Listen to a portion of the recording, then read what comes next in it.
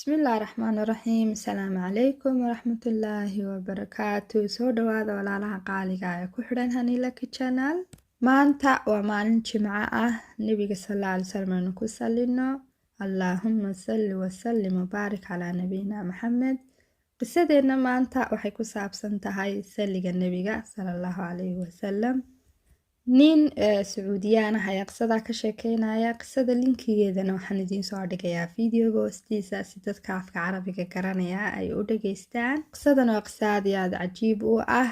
Waxay leedahay sidan: nin Masri ah ayaa wuxuu ka shaqeynayay mukiyeefyada. Mukiyeefka waxa weeyaan kan guriga qaboojiya ayuu ka shaqeynayay hagaajintooda, oo maxay ahayd xaafadaha marka ka xumaado ayaa loogu yeedhan jiray, ama shirkadaha ama xafiisyada meeshii uu mukiyeef ka xumaado ayaa loogu yeedhi jiray.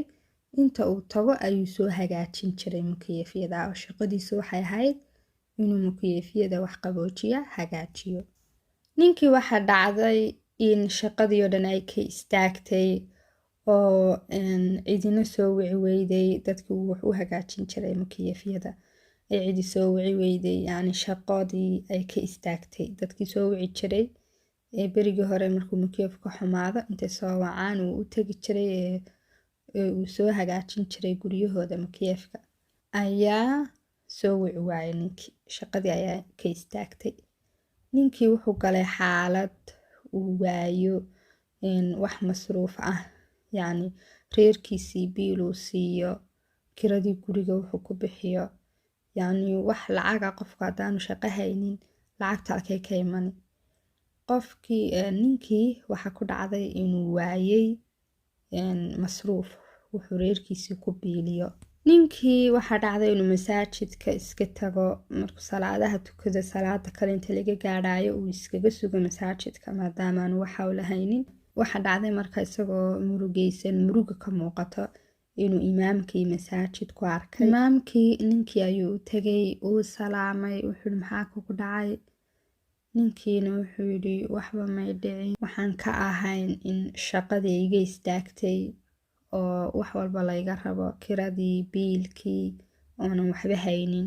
ninkii imaamka ahaabaa ku yidhi hadda aynu wada tukanno, kadibna insha allah kelmad ayaan usoo jeedin doonaa dadka, waxaana rajeynayaa in ay xal u noqoto dhibaatada ku haysata.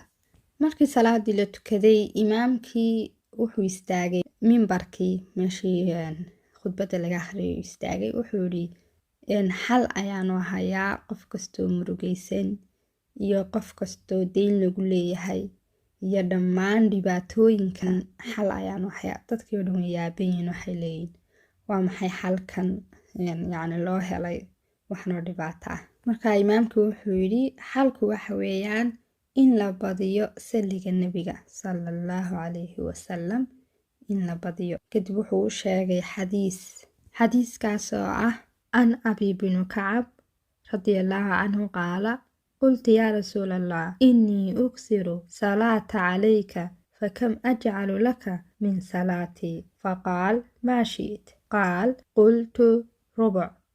qaal maa shi'it. fain sitta fahuwa khayrun laka. qultu nisf. qaal maa shi'it.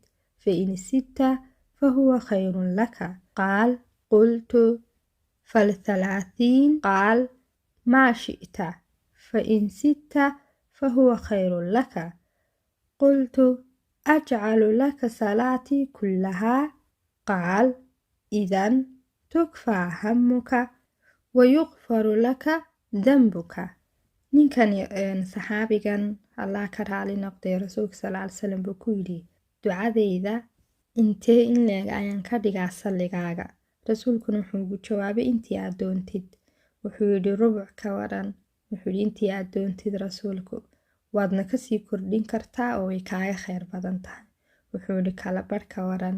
wuxuu yidhi intii aad doontid rasuulku, haddaad kasii kordhisidna way kaaga sii kheyr badan tahay.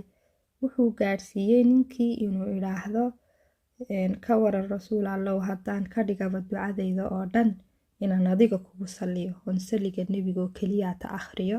rasuulkuna wuxuu yidhi haddaba tukfaa hamuk, hamigaagii waa lagaaga filaaday, dembigaagina waa la dhaafay oo yakfaru laka dambuk, dembigaagina waa la dhaafay. Buug ayuu ninkii ku qortay waxyaalaha sida maalinlaha ah uu u sameynayo inuu ku daro saliga nebiga sallallahu calayhi wasalam 500 oo goor, 500 mara, 500 oo goor inuu akhrinayo saliga nebiga sallallahu calayhi wasalam si joogto ah oo maalinla ah. ninkii waqtigiisa inta ugu badan wuxuu ka dhigay inuu nebiga ku saliyo sallallahu calayhi wasalam meel walba uu joogo, hadduu guriga joogo, hadduu masaajidka joogo, hadduu suuqa joogo, meel walba oo uu joogo inuu nebiga ku saliyo. ninkii wuxuu yidhi maalin maalmaha ka mid ah anoo sidaa u fadhiya oo saliga nebiga akhrisanaya, gacmihiisii sidaa ugu akhrinaya, ayaa telefoonkiisii lasoo garaacay. Telefoonkii baan eegay buu yidhi, mise waa lambar aanan garanayn ayaa soo garaacay. wuu ka qabtay, halow. qofkii telefoonka la hadlaya wuxuu yidhi ma hebel hebel baa tahay? haa buu yidhi, hebel hebel ayaan ahay. wuxuu yidhi waxaan nahay yeefiyada shirkad ka shaqeysa ayaanu nahay, marka waxaan u baahan nahay shaqaale. shirkaduna Sacuudiga ku taalaa, marka haddii aad u baahan tahay imtixaan baa la gelayaa, shaqaalaan u baahan nahay. marka shaqaalaha imtixaan bay gelayaan, imtixaanka haddaad ku guuleysatid shirkadu way ku qaadanaysaa oo Sacuudiga ayaad tegaysaa. ninkii uu yaabay wuxuu yidhi marun bay kaa tahay? haa waa run, xilligaa kaalay imtixaan baa la gelayaa. ninkii wuxuu yidhi xilligii baa la gaadhay, waan tegey meeshii, adreskii baa la iisoo qoray, ciwaankii meesha waan tegey, imtixaankii baan soo maray, waan ka imi. muddo yar kadib way soo waceen, waxaa la yidhi kaalay. wuu u tegay xafiiskii, ninkii madiirka meesha fadhiyaha xafiiska ayaa yidhi ma hebel hebel baa tahay? haa hebel hebel baan ahay, waan kuu bushaaraynayaa, waxaad ka mid noqotay shaqaalahayaga, waqtigaana diyaaradda Sacuudiga tegaysa ayaad raacaysaa. ninkii wuu farxay, wuxuu yidhi yaa aniga ma hadda Sacuudiga tegaya? yacni ninkan waxay la noqotay dee cajiib, wax cajiib ah, maana hadda Sacuudiga tegaya. wuxuu yidhi ninkii ayuu yidhi anigu aqoon kuuma lihi, laakiin adigu sidee igu aqoonsatay? lambarkayga sidee u soo heshay?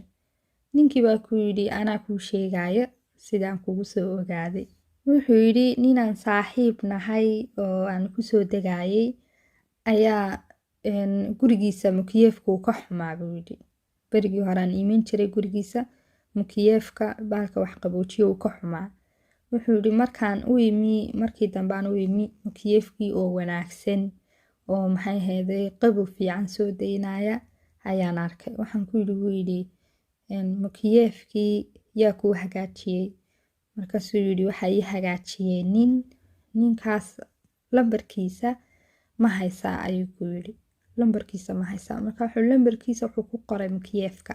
marka ninkan lambarkiisii si haddii mar labaad uga xumaado dadka mukiyeefka siduu uga xumaa, hadduu ka xumaado oo kale say u soo wacaan ayuu lambarkiisii mukiyeefkii ku qoray. marka wuxuu yidhi lambarkiisa waxaad ka helaysaa mukiyeefka uu ku qoran yahay. halkaasaan lambarkaaga kasoo qaatay buu yidhi oo ku soo wacay. ninkii markaa masriga ahaa, ninkii buu uga sheekeeyey qisadiisii oo dhan, in shaqadii ka joogsatay, inuu dhibaatooyin badan soo maray, inuu waayey wuxuu ku bixiyo kiradii guriga iyo biilkii, in masaajidka uu tegay, dhammaan wixii oo dhan inuu sheekhu u sheegay saliga nebiga sallallahu calayhi wasalam inay dhibaatooyin oo dhan dawo ka tahay. ninkii mudiirka ahaa ninkan sheefka u ahaa wuu yaabay qisadii ninka markuu uga sheekeeyey, wuu yaabay. wuxuu yidhi ma ku geynayo Daa'if. markaa markii hore Daa'if ayuu rabay inuu geeyo oo wuxuu ku qoray markuu ku yidhi Sacuudiga ayaa tegaysaa, magaalada Daa'if ayaa tegaysaa buu yidhi oo halkaasaad ka shaqo bilaabaysaa.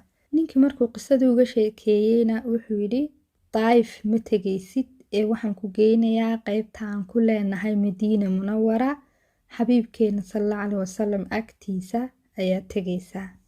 ninkiina halkii Madiina ayuu tegay, ka shaqo bilaabay, sanawaadna uu ku noolaa. markaa ninka qisadan ka sheekeynaya waa Sacuudi, laga yaabo inuu halkaa kula kulmay ninka uu qisadiisa uga sheekeeyey. xabiibkeenii rasuulkeenii sallallahu calayhi wasalam run ayuu sheegay. wuxuu yidhi idan tukfaa hamuk wayakfaru laka dambuka. saliga nebiga sallallahu calayhi wasalam ayuu fadligaa ku helay. shaqo ayuu helay, shirkadu u shaqeynayay. Shirkadii intay qaaday ayay geysay Madiina almunawara uu ku yaalo Madiina oo ku yaalo masaajidka rasuulka sallallahu alayhi wasallam salaadiisa kusoo tukanayo. Halka salaad ee lagu tukadana rasuulka sallallahu alayhi wasallam masaajidkiisa aynu garanayna qiimaha ay leedahay maasha Allah. Fadligaas oo dhan ninku muxuu ku helay saliga nebiga sallallahu alayhi wasallam. Si gaarana maalinka jimcaha inaynu ku salino rasuulka sallallahu alayhi wasallam aynu badino iyo suuratul Kahf inaynu akhrino ama 10ka u horeeya 10ka u dambeeya suuratul Kahf akhrino. Walaalaha qaaliga ha ilaawin inaad qisadan sii share garaysaan.